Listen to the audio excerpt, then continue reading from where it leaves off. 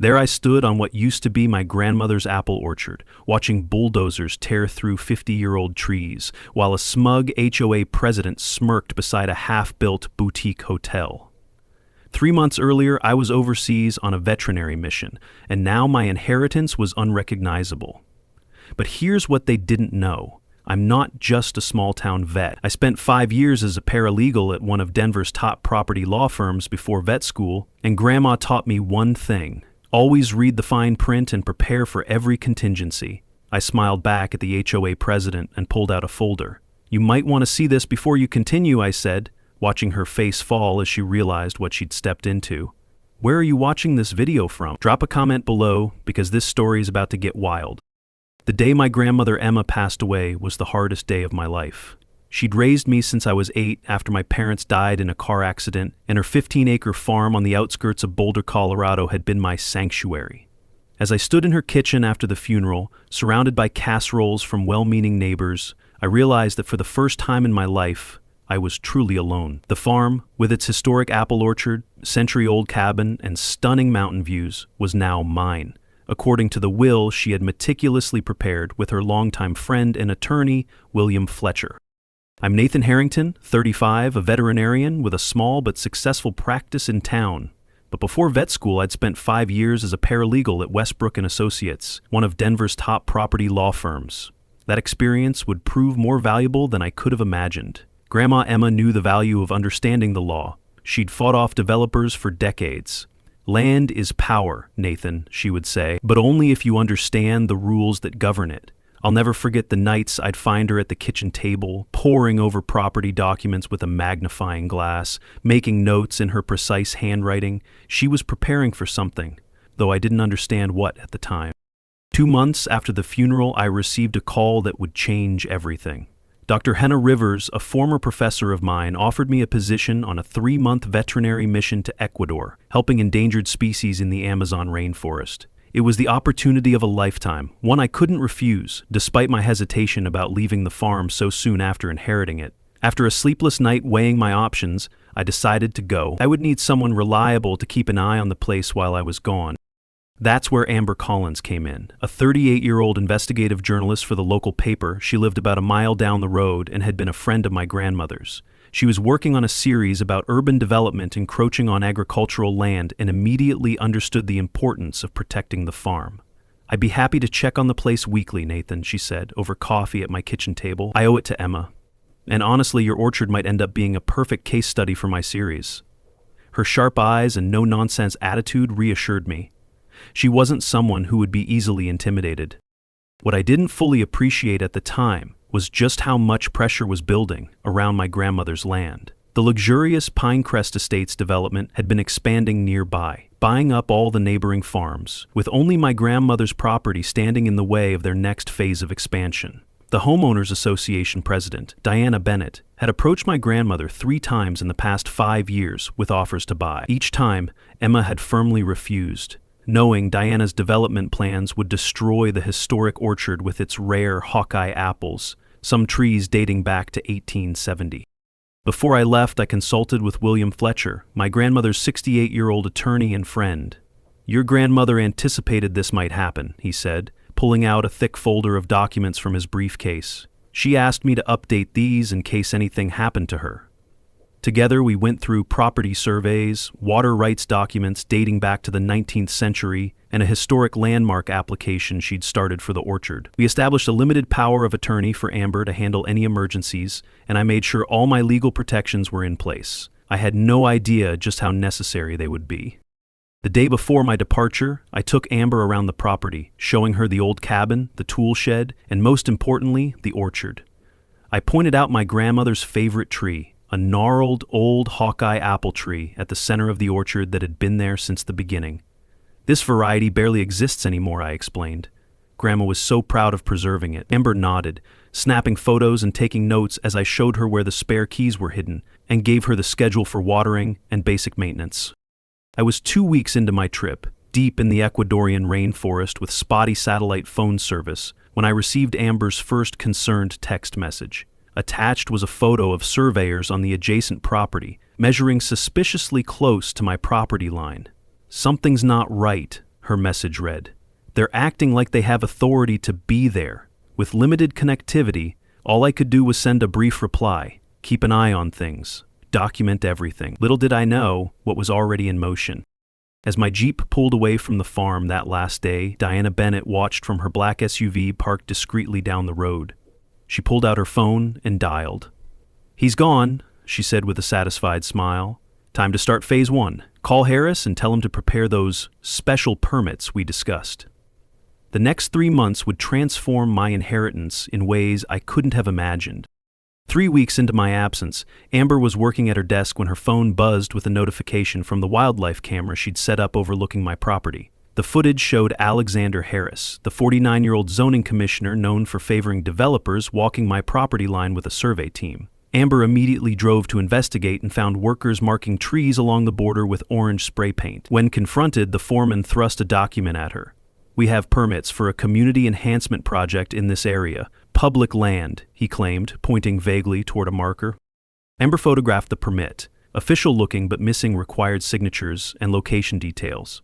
Her investigation uncovered an expedited approval for a vaguely named project that had bypassed several required review stages. No environmental impact study, no public comment period, just a rushed approval signed by Commissioner Harris. She consulted her friend Julia Morrison, an environmental lawyer, who quickly spotted the deception. They're using deliberately vague language and incorrect parcel numbers. These permits don't actually apply to Nathan's land, but they're written to look like they do. Classic developer trick.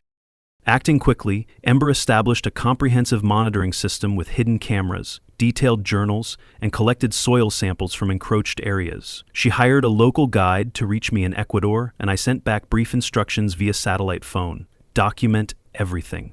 If they start seriously encroaching, check the safe under the kitchen floorboard. The combination is Grandma's birthday plus the year I graduated law school. Meanwhile, Diana Bennett was methodically manipulating the Pinecrest HOA board members through tailored incentives. Investment capital for one member's struggling business, political support for another's ambitions, and thinly veiled threats for others. One by one, they aligned with her vision for expanding onto my land.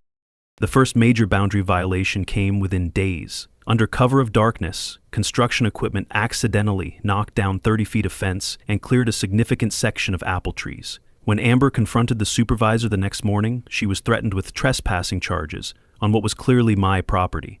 Julia's emergency legal filings hit roadblocks at every turn.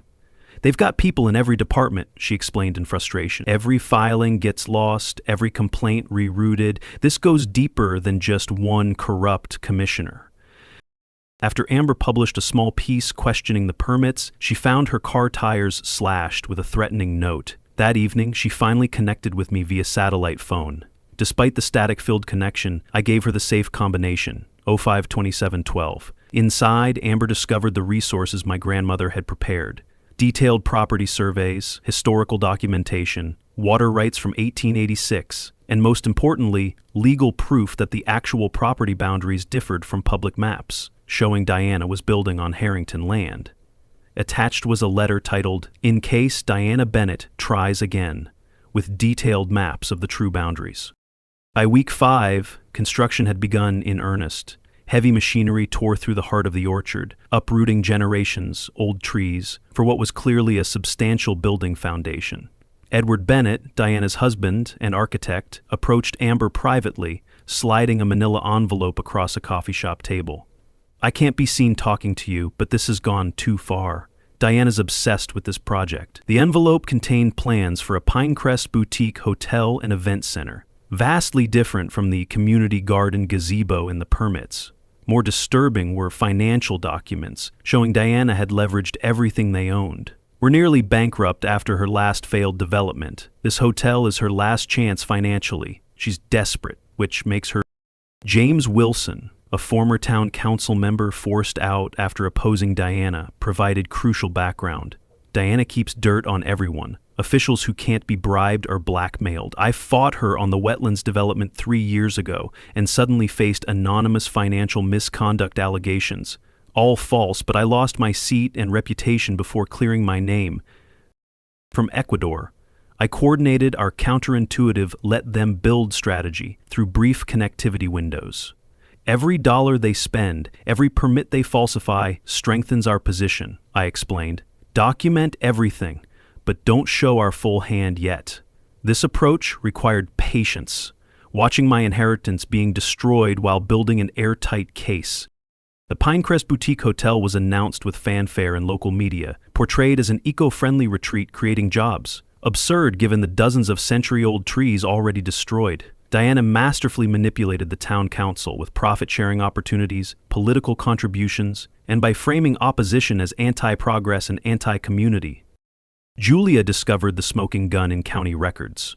Permits issued for entirely different parcel numbers than where construction was happening, based on deliberately falsified property maps. They created a parallel paper reality, she explained. On paper, they're building on properly rezoned land. In reality, they're building on protected agricultural land with a pending historic designation. At a contentious town council meeting, Diana confidently dismissed Amber's evidence of boundary and permit issues as technical matters being addressed. Showcasing architectural renderings, she declared, "Mr. Harrington has abandoned his property and we have legal right to develop it under adverse possession laws." As Amber left, she found her surveillance cameras vandalized, while a small group of residents had begun protesting on environmental grounds. I finally cut my trip short, messaging my team, "Got enough proof, taking earliest flight back. Don't do anything until I return. The more they build, the deeper they dig their own legal grave. Time to activate phase 1 of the trap." As my plane left Quito, Diana was breaking ground on the hotel's east wing, unaware that each shovelful of dirt was digging her a hole she'd never escape. After a 27-hour journey involving 3 flights and a rental car drive from Denver, I finally stood on what remained of my grandmother's farm. The sight hit me like a physical blow. Where the century-old apple orchard had once stood, a 3-story modern structure dominated the landscape, approximately 70% complete. Construction crews swarmed over the site like ants, working at a frantic pace. Several ancient trees lay on their sides, roots exposed to the air, waiting to be hauled away. The peaceful sanctuary I'd inherited was unrecognizable, transformed into a construction zone with cement mixers, portable toilets, and stacks of building materials where wildflowers had once grown. I felt a complex wave of emotions, grief for the destroyed trees, anger at the audacity of the theft, but also a cold, focused determination. My grandmother had prepared me for this possibility, and now it was time to honor her foresight. Before meeting with my team, I drove to the small cemetery where she was buried. Standing at her grave, I made a silent promise. "I won't just protect the land, Grandma. I'll expose the entire corrupt system that allowed this to happen." The quiet certainty of that moment centered me for the battle ahead. Back at the cabin, which thankfully remained untouched, I held a strategy meeting with Amber. She had compiled an impressive body of evidence, over 200 hours of video, 500 photographs, fraudulent permit applications, and recordings of Diana's private meetings with the HOA board. "You were right about letting them build," Amber said, spreading the documents across my kitchen table. "They've gotten increasingly careless, convinced no one can stop them now." Diana's been bragging to investors about how she outmaneuvered the property owner. I examined each piece of evidence methodically, exactly as I'd been trained to do during my years as a paralegal, organizing them into categories for our legal approach. The next day, I met with William Fletcher at his law office downtown. At 68, William still had the sharpest legal mind I knew, and he had already begun preparing our multi-layered legal strategy. "Your grandmother was brilliant, Nathan," he said, adjusting his reading glasses as he reviewed the documents. "She didn't just protect the land legally, she created a trap for anyone who tried to steal it." He showed me how the various documents we'd gathered would fit together to build our case. Boundary violations, fraudulent permits, historical designation, and, most crucially, the water rights that had been granted to my family in 1886. Daniel Brooks, a 55-year-old retired judge who had presided over many land dispute cases, agreed to consult on our legal strategy.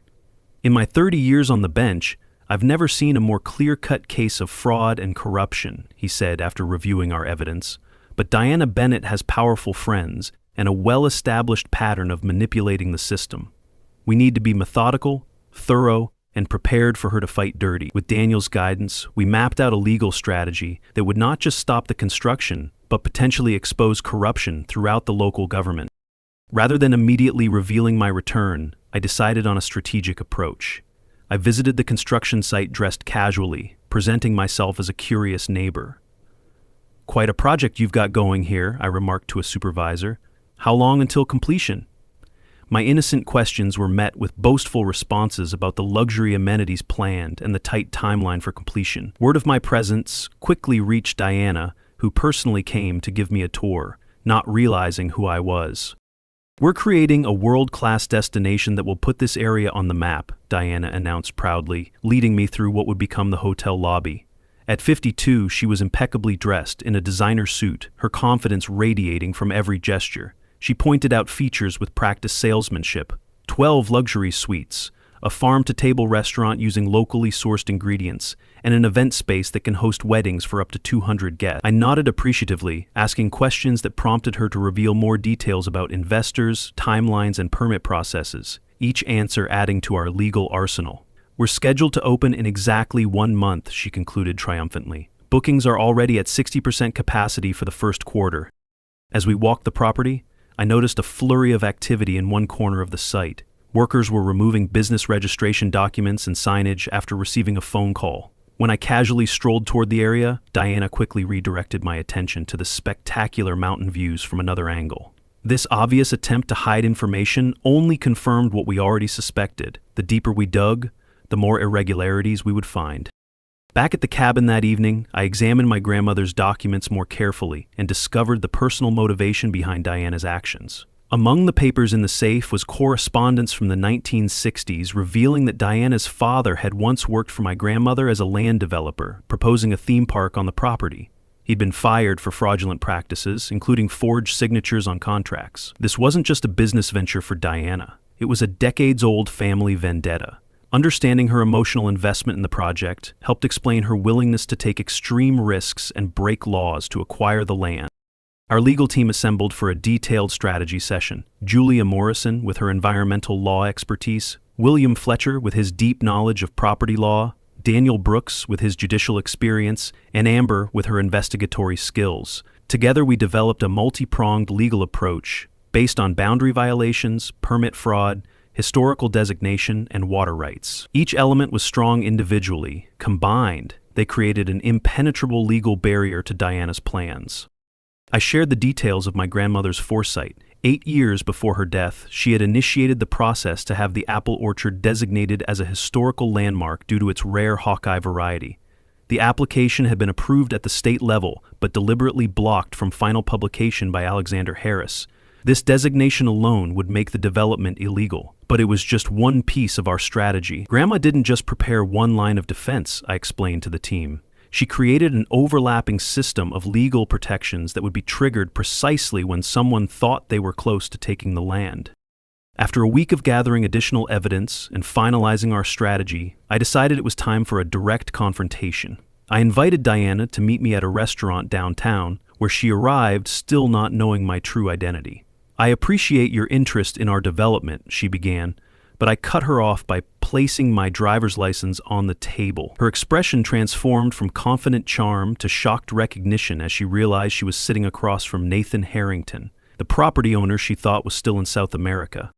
"I know about the true boundary lines," I said calmly. "I know about the fraudulent permits, and I know about the history between our families."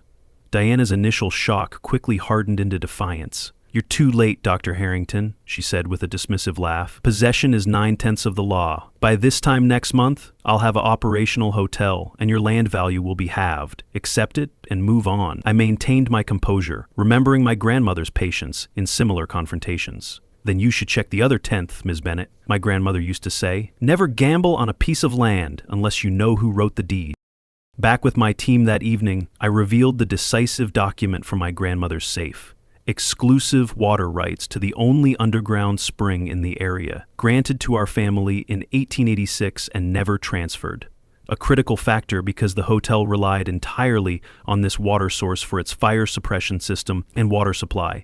Without access to this water, the hotel couldn't open, regardless of how complete the structure might be. Diana had built her dream project on a foundation of fraud, and now she would discover it couldn't even turn on a single faucet legally.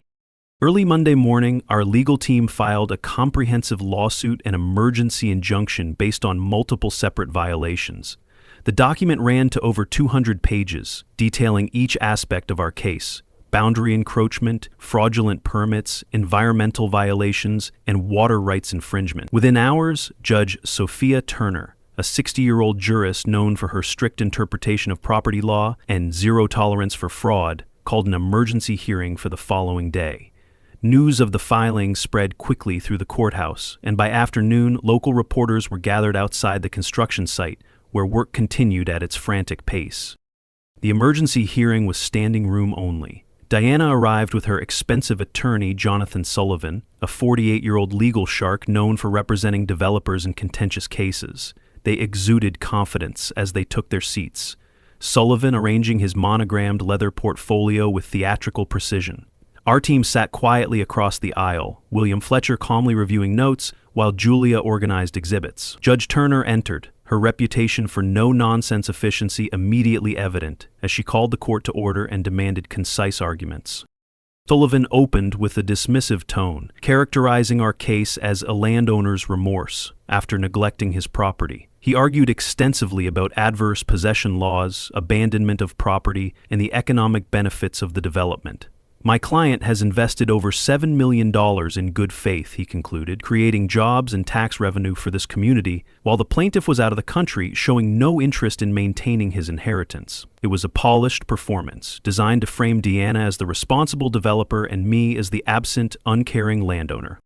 William Fletcher approached the podium with the measured confidence of his 40 years of legal experience. Rather than making emotional appeals, he methodically presented evidence of the fraudulent permits, directing the judge's attention to specific documents where parcel numbers had been deliberately altered. He then revealed the approved historical landmark designation that Alexander Harris had suppressed, submitting affidavits from the State Historical Society confirming its validity. With each exhibit, Judge Turner's expression grew increasingly severe, her questions to Diana's attorney becoming more pointed.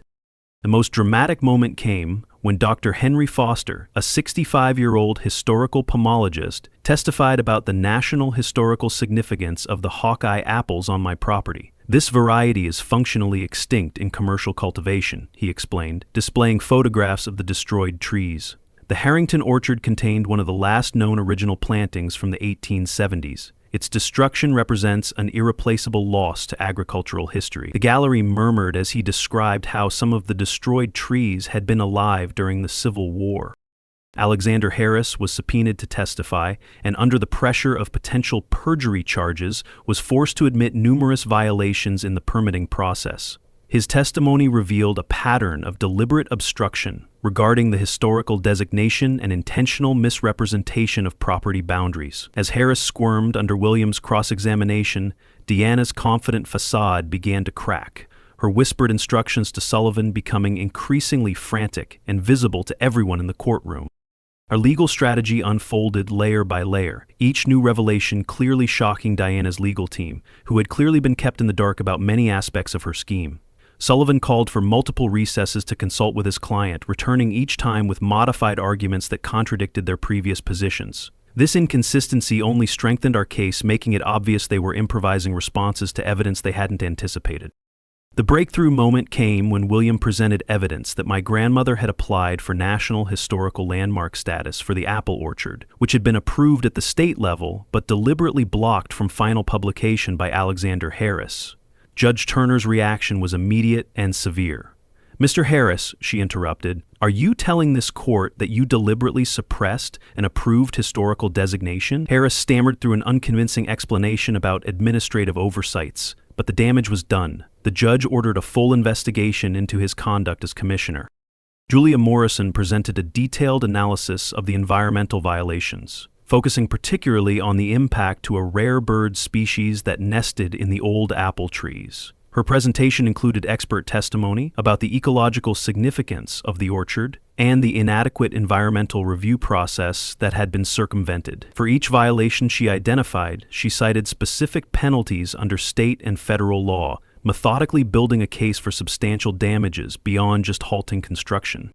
Daniel Brooks had utilized his network of contacts to provide evidence of Diana's similar behavior with other properties in the past, 3 former landowners testified about her tactics: misleading permits, boundary disputes, and pressure campaigns that forced them to sell at below market rates. This pattern of behavior significantly undermined Diana's credibility and supported our contention that the current violations were deliberate rather than accidental.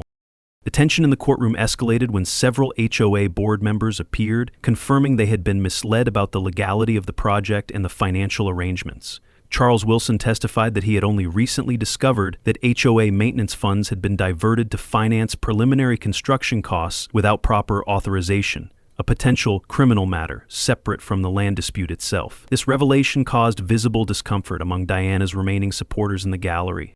After 2 days of testimony, Judge Turner issued a detailed temporary restraining order, halting all construction activities immediately and requiring an independent environmental assessment of the damage already caused.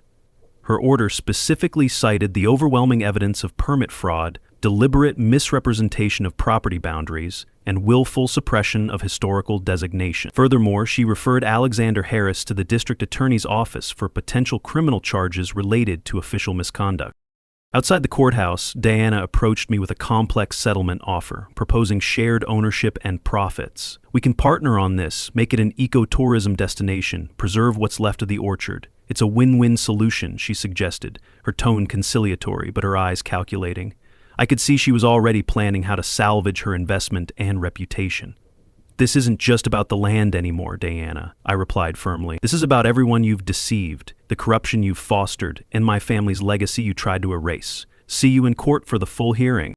Like 8 months, I walked the property alone, assessing the damage and planning restoration efforts. Near the center of what had been the orchard, I found one ancient apple tree still standing, one of the few survivors. Examining it more closely, I discovered old initials carved into the bark: DB plus EH, 1965. Diana Bennett and Emma Harrington. This unexpected discovery suggested a more complex history than I'd known. Diana and my grandmother had once been friends before their falling out over land development, adding a layer of personal betrayal to Diana's actions. This wasn't just business, it was the culmination of a decades-long personal conflict that had finally come to a head. Diana launched a massive PR campaign against me within days of the injunction. She hired Windsor Communications, a high-end public relations firm specializing in crisis management, to portray me as an enemy of progress and economic development. Full-page newspaper advertisements appeared, showing architectural renderings of the hotel alongside statistics about job creation and tax revenue. Local radio featured interviews with construction workers who spoke emotionally about lost income. Posters appeared around town asking, "Why does Nathan Harrington hate progress?" with my photo prominently displayed. The pressure quickly became personal. Longtime clients began withdrawing their pets from my veterinary practice. Anonymous threatening letters appeared in my mailbox. One morning, I arrived at my clinic to find windows broken and selfish spray painted across the front door. The police took a report, but seemed uninterested in investigating thoroughly, another sign of Diana's far-reaching influence. Despite the intimidation, I remained focused on our legal strategy, knowing these tactics revealed Diana's desperation. Edward Bennett contacted me secretively, providing crucial internal documents, financial records, emails, and recorded board meetings, revealing that Diana had used HOA funds and taken high-interest loans from unidentified investors to finance the project. "She's mortgaged everything we own," Edward explained during a late-night meeting in a parking garage. "Our house, our retirement accounts, everything." Many Pinecrest residents unknowingly invested their life savings through a fake project investment fund she created. "If this fails, it's not just us who lose everything." His hands shook as he passed me a USB drive containing financial records. "I can't be part of this anymore. She's gone too far." The deeper investigation revealed the extent of Diana's financial gambling. She had leveraged every personal asset for the project, and many HOA residents had unknowingly invested through what amounted to a Ponzi scheme, promising guaranteed 15% returns on what they thought were secured investments. The hotel project wasn't just about land. It represented Diana's last chance to avoid financial ruin after a series of failed developments had drained her resources. This financial desperation made her even more dangerous, as she now had nothing left to lose. But toll began to show on me physically. Running my veterinary practice during the day while researching legal precedents and strategizing at night left little time for sleep. Dark circles formed under my eyes, and I lost 15 pounds in 3 weeks. Amber noticed my deterioration and insisted on bringing home-cooked meals to the cabin, often staying to help organize documents or simply provide moral support. Our late-night strategy sessions gradually revealed a deeper connection between us, forged through shared purpose and mutual respect. The community became increasingly divided as the story expanded beyond local news. Some residents supported the development and the jobs it promised, gathering for rallies organized by Diana's PR team.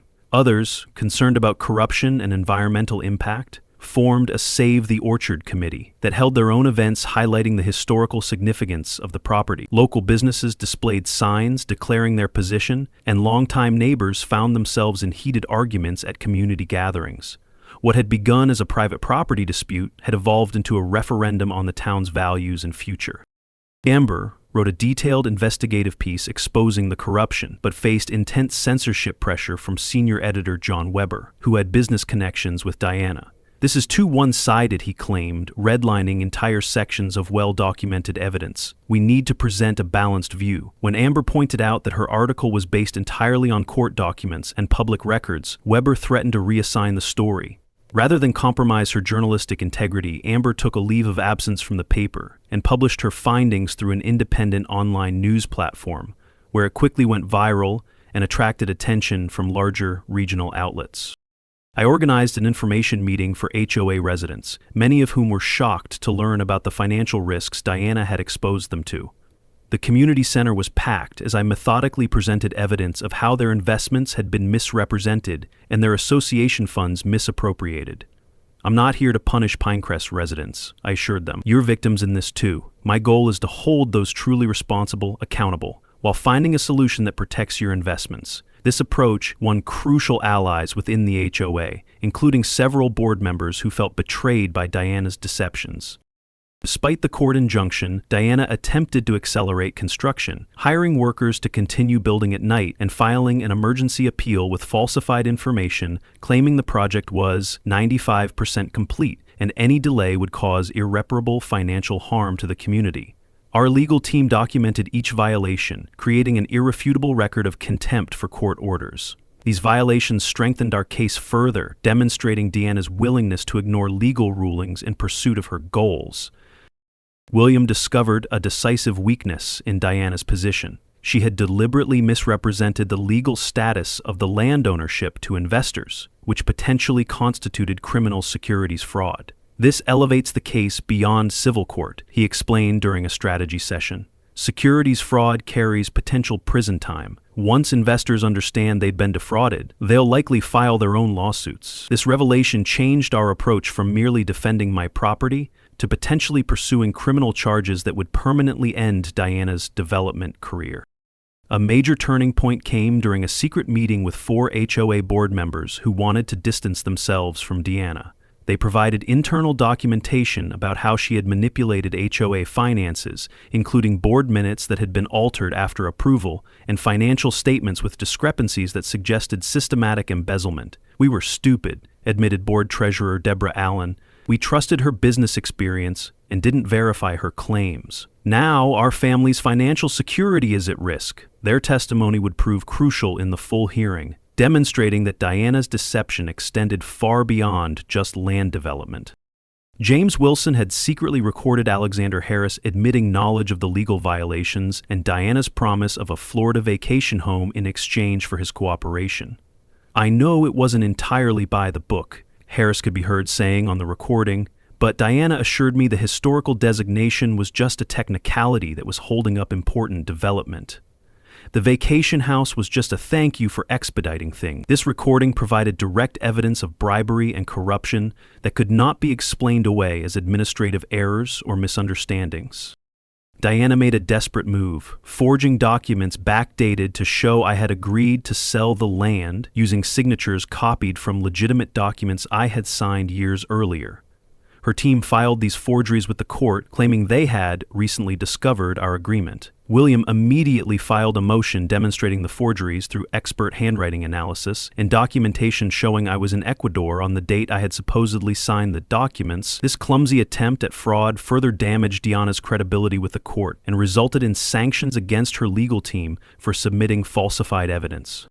I received a frightening ultimatum: drop the lawsuit or face irreversible consequences. The threat came in the form of a typed note left on my car windshield, accompanied by photographs of Amber's house and my veterinary clinic, with red X's marked over them. Rather than intimidating me, this escalation only strengthened my resolve and provided additional evidence of Diana's desperation and unethical tactics. We reported the threat to the FBI as attempted extortion, adding federal attention to the already growing legal scrutiny.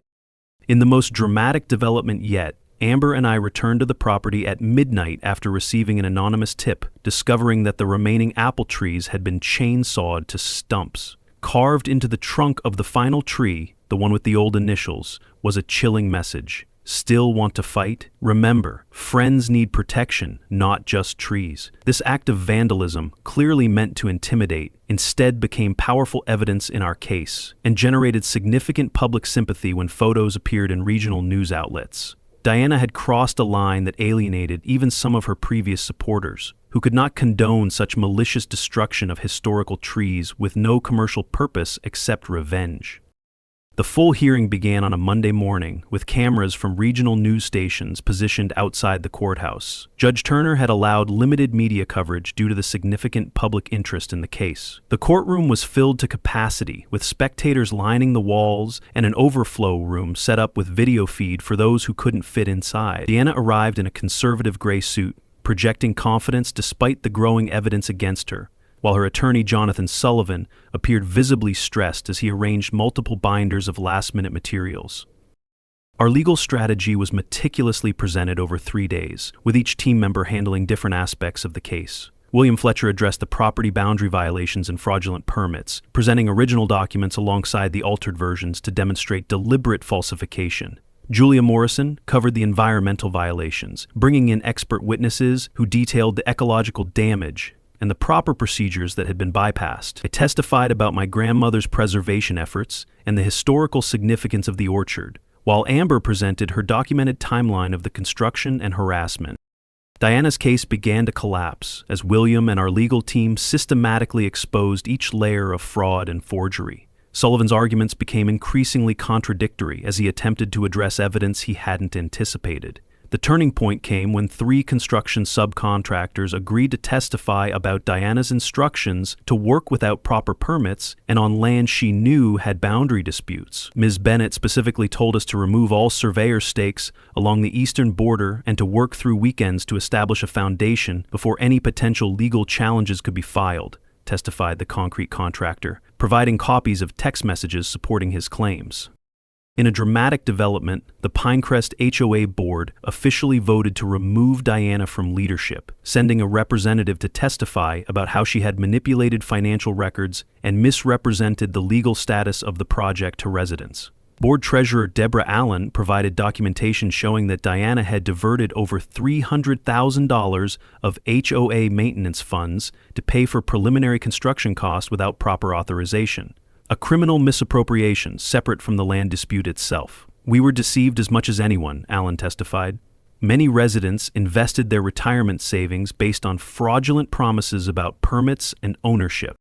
Judge Turner's detailed ruling strongly favored us on all points, with a powerful statement about the importance of legal process and protection of historical assets.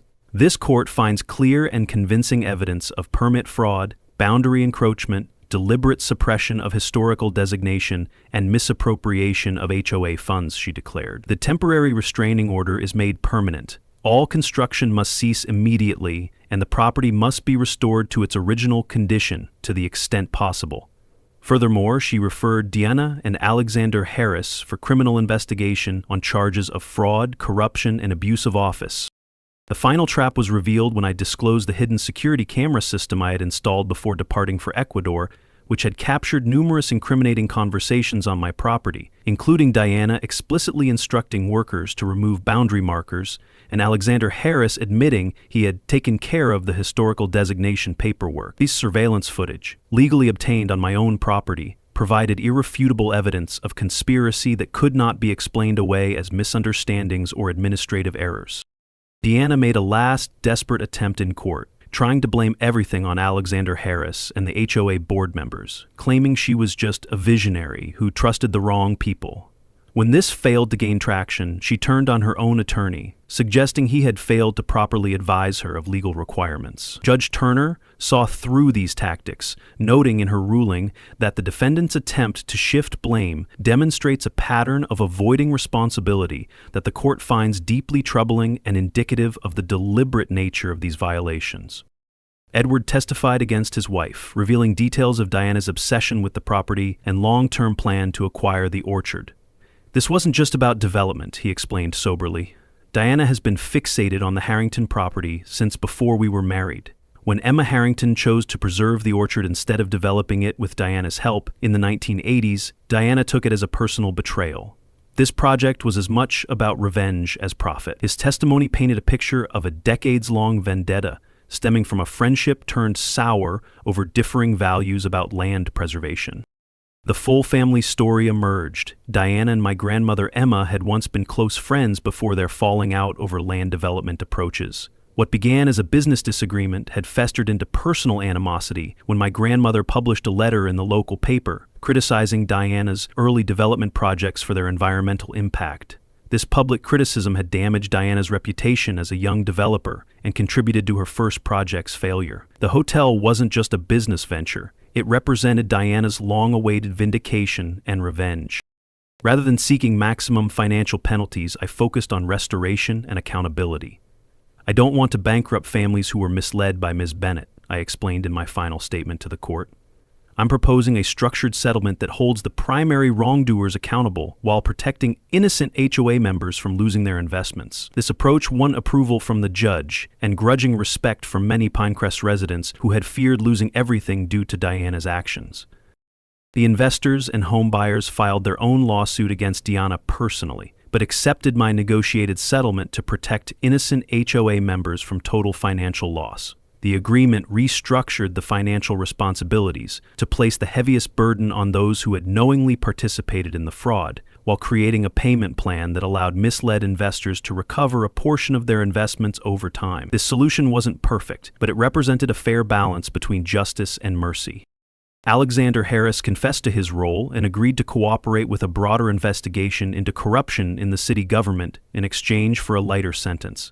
His testimony implicated several other officials in a pattern of permit manipulation and zoning irregularities that had facilitated multiple questionable development projects over the past decade. This cooperation sparked a comprehensive ethics review of all city departments and the resignation of 2 senior officials who had been part of Diana's network. In the aftermath, I established a legal conservation trust to permanently protect the property from future development. With input from community members and environmental experts, we launched a plan to restore the heritage apple orchard, focusing on propagating the rare Hawkeye variety and creating a small educational center about agricultural history. Local schools began scheduling field trips, and university researchers arrived to study the few remaining original trees and collect genetic material for preservation. The partially completed hotel structure was converted into a sustainable agriculture research center through a partnership with the state university, with a portion of the proceeds shared with the HOA residents who had invested in the project. This compromise solution preserved some economic value from the construction while realigning the purpose with the historical agricultural character of the land. The concrete foundations that couldn't be removed were repurposed into community garden plots, transforming what had been intended as exclusive amenities into public resources. Diana faced multiple criminal and civil charges, losing her development license, real estate credentials, and community standing. The court ordered full financial restitution, though it was unclear how much could be recovered given the extent of her prior debts. The FBI investigation into the investment fraud aspects of the case continued, with potential federal charges still pending. Her public disgrace was complete when regional business publications ran features analyzing the case as a cautionary tale of development overreach and ethical failures. My relationship with Amber deepened through our shared ordeal, evolving from professional cooperation to personal connection. Her investigative skills and moral courage had been instrumental in exposing the truth, and her independent article on the case had been picked up by national publications, launching her freelance career. We began spending evenings on the porch of the cabin, planning restoration efforts and discussing future projects with a growing sense of partnership that extended beyond just the legal battle. 1 year later, the first new apple saplings began growing where the orchard had been. Using grafts from the surviving trees and heritage stock from agricultural preservation programs, we planted over 100 young Hawkeye apple trees, in the pattern my grandmother had maintained.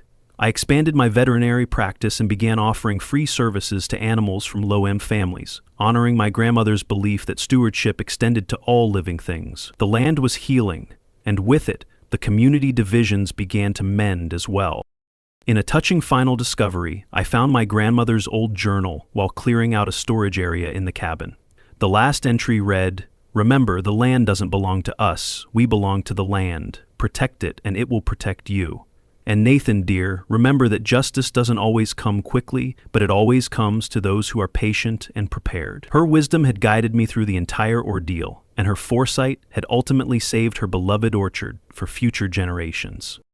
Sometimes bullies think they can manipulate the system, but they forget that the system was created to protect us if we understand how it works.